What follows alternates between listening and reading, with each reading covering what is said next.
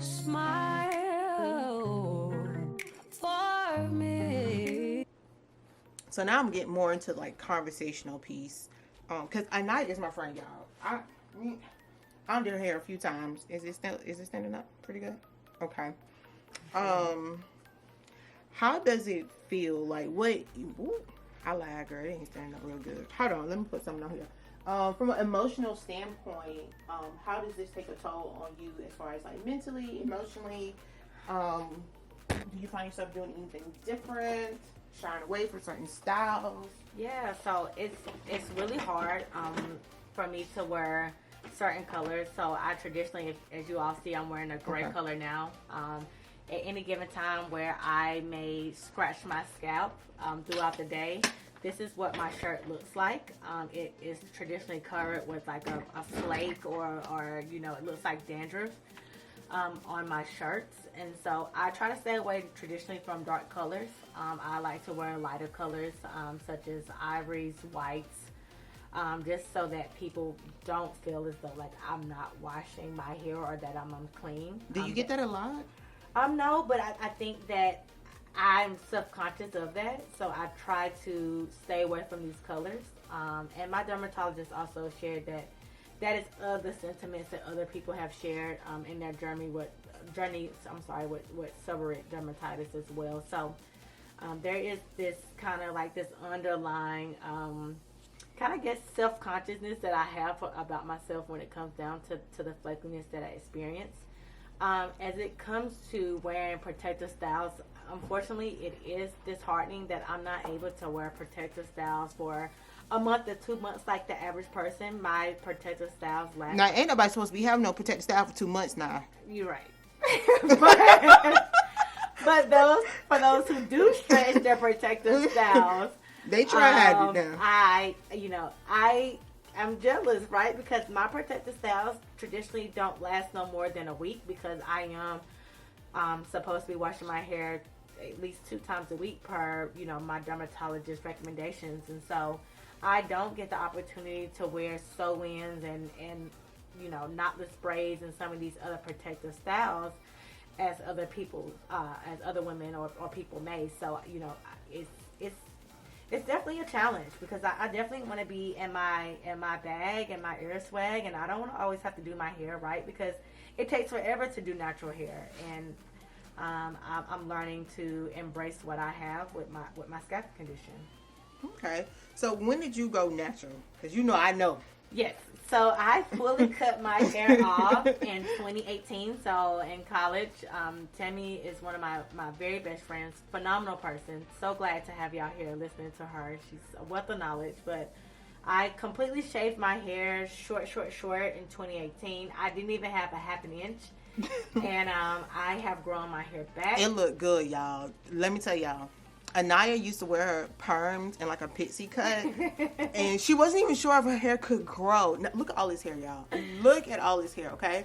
And she went natural, and her hair was booming, okay? Yes. Booming.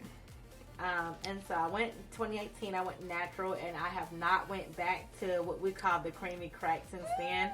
It's been hard not to go back, but I am happy that I didn't go back because now I am taking good care of my natural hair, and I'm able to really address my scalp issues versus just laying, product and chemical on top of my seborrheic dermatitis.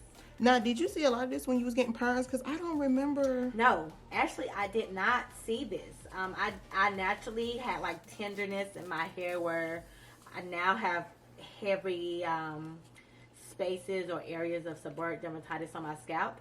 My hair, it was time for me to get a touch-up, was extremely tender. But now that I don't get the relaxers or the touch-ups, I now see that those areas are actually the areas that I get the heaviest amount of plaque or dandruff on my scalp. And so, I didn't experience it. I think that's a really good question. So do you think the relaxers helped, or do you think it just covered up what was there? Yeah, I think it definitely masked my problem. I've always dealt with a form of seborrheic dermatitis. I remember my mom used to use Surfer 8 on my scalp all the time because she's like, oh, your hair is just so flaky, right? But, growing up in, the late 80s, early 90s, there wasn't, as much emphasis, in my household on what a healthy scalp looks like. So it was like, hey, you have dandruff, we're going to throw some Surfer 8 on your scalp, and we're just going to move forward. We'll wash your hair right instead of getting down to the root cause, which is, unfortunately, seborrheic dermatitis. Got you. Okay. So what do you think a healthy scalp looks like for you? Because I know that's subjective. That's a good question.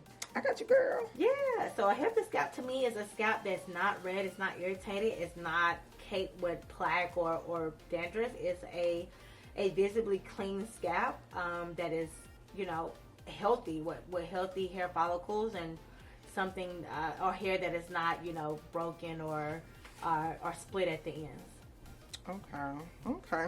So how long did it take for you to kind of discover what your healthy scalp looks like? Honestly, I'm still discovering it. I am following your page. I'm listening to my dermatologist, and I'm also looking at other, individuals that are on their hair care or natural hair care journey on YouTube to figure out what's going to work best, not only for my porosity, but for my scalp and for my hair texture. So it's an ever evolving process, since I do have so many textures in my hair. I have anywhere from 4A to 4C to, I think, even in the very back, a little bit of 3C.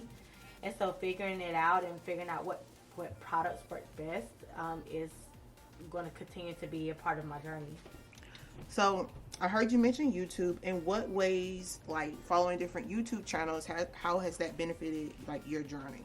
Yeah, that's a great question. So I've learned the proper way of how to properly wash my hair for my hair texture and my hair porosity, what products work best as far as detangling, even learning about different tools to help me to remove the plaque and the buildup on my scalp, dandruff buildup on my scalp from having seborrheic dermatitis. I've genuinely learned a lot, and I look forward to learning more. I'm really diving deep now into steaming my hair, the different types of conditioners and leave-in conditioners that can really help me in my journey of creating healthy hair.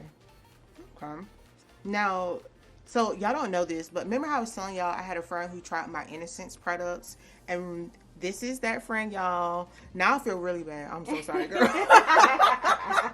I told her to use this hard gel.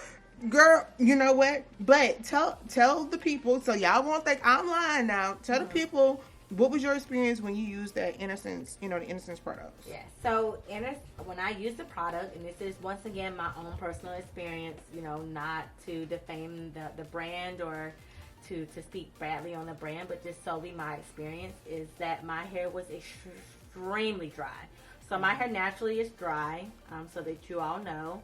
And I have extremely large flakes, and my hair naturally does not. Yeah, that's traditionally what I find whenever I remove plaque. My hair naturally is dry, and so what I'm looking for whenever I wash my hair, I traditionally need a hydrating, a moisturizing shampoo. My hair actually felt, opposite of that, and not to sway anybody from using their products, but this is just once again my own opinion of an experience of how my hair felt. I quickly decided to move away from the product to try other hydrating and moisturizing shampoos and conditioners. Aren't you glad you were just using my product and you didn't actually buy the product? Right, because natural products are extremely expensive, and that's one thing that I've always shared with Tammy. I am the frugal friend, okay? Like, I am the friend that does not like to spend money but want to have beautiful, luxurious hair. I am anti $30 and $40 price shampoo and conditioners, because I just don't think that it should take that much to have silky, smoothie, hydrated hair that's bouncy and full of life. And so I am extremely glad that I get to try a lot of Tammy's products when I come into town. We get to have this bonding time together where she educates me on my hair and my scalp, and what I can do better to make sure that I am maintaining a healthy balance with my hair with any product that I use. So definitely, follow her page. Like, she's phenomenal. Hey everyone, make sure you like, comment, and subscribe, and stay tuned for part 3. Yes, you guys, we have another part. Bye.